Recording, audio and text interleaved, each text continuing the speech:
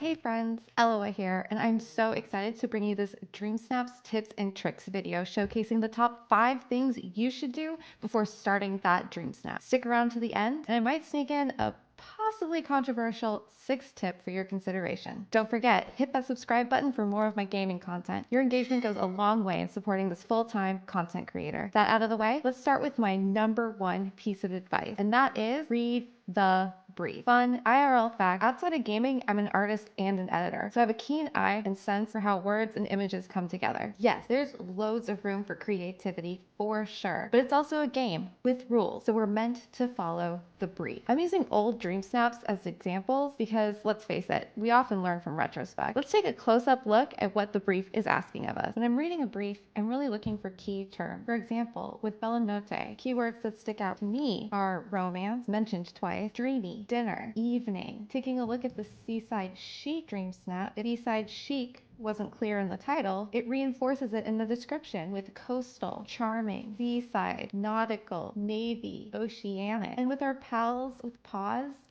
again, regardless of whether or not you have Pluto, which it doesn't actually say in the brief, we're looking for furry, four-legged friends, a playful scene, something fun, cozy. Being honest, I often write down keywords on a piece of paper. It helps me when I'm sorting out my inventory, which brings me to number 2. Create a mood board. There are a number of ways to do this. First and foremost, the heart function in our inventory, where you can favorite your, favorite pieces of equipment. Personally, I save this for items that I use most frequently, but you could also use it to sort out any and all items you think could possibly be a fit. That way you have a short list of items before you start making that snap. You could also have an empty space in your valley or on the floating island where you can physically put those items so you can see them visually, how much space they take up, which items pair well together or don't, leading me to number 3, choose a location. This is my next step because, as I said, I often reserve a small space for that dumping ground of a mood board. Again, being 100% honest, I prefer to build snaps on floating islands because A, I have more room to play, B, I don't have to disturb any pre-existing build, and C, I can clear the whole thing out with a click of a button when I'm done, if I want. Going back to the brief, I always choose an island that best fits the description. For example, Seaside Chic, that was on my Dazzle Beach Island. Pattern Party takes place on my Peaceful Meadow Island. Architectural Statement, that's the Forest of Valor Island. And all those wintry themed snaps, yep, those are on Frosted Heights Island. Okay, we've got the brief, a mood board, and a location. Number 4, play with the camera angle before setting up your stage. Lighting is everything when it comes to photography, and we want to make sure that we, our companions, villagers, and key focal points are in the spotlight. Once I have my location set, I always play in camera mode to find where the sun is going to have the most beneficial impact before starting my build.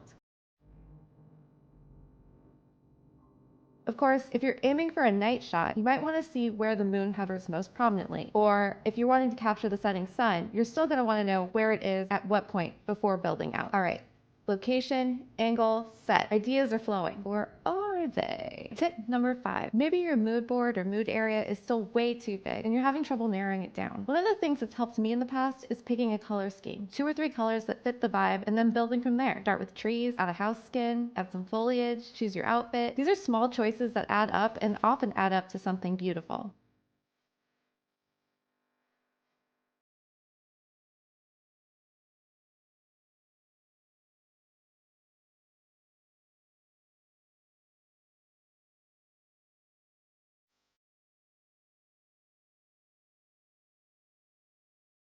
Okay, here it is, my cheeky 6th tip. Ugh. Maybe you hate the brief. Maybe you don't understand the brief. Maybe you love the brief and feel so overwhelmed by all the possibilities. I don't know, but writer's block, artist block, we've all been there. Luckily, the DDLV community is a generous one, and there are loads of social channels where people share their work. The DDLV Discord is a great place to start, but there's also Facebook, Reddit, other YouTube and Twitch streams. Use your community for inspiration. There's no shame in that. Maybe you forgot a piece of furniture existed, or you didn't realize you could craft it. Maybe you never thought of using a particular villager or companion in your shot. Maybe you see a color scheme that really speaks to you. Drinking from the creative juices of others is part of the community experience. But, my friends, do not copy. Do not, pixel for pixel, copy someone else's dream snap that is 100% 100% not cool for many, many reasons. And as someone who in real life advises, coaches, and mentors artists, I can tell you this. When you vibe to your own rhythm, that's usually when the best work comes out, and you'll be a better artist because of it. Because you'll be figuring out your own methods, your own style. So be authentic. And I am so authentically thankful that you all joined me for my Dreamsnap quick tips. If you found this video helpful in any way, please don't forget to hit that subscribe button. And what about you? Do you have any pre-snap tips you swear by? Leave them in the comments. Thanks for stopping by, and see you next time.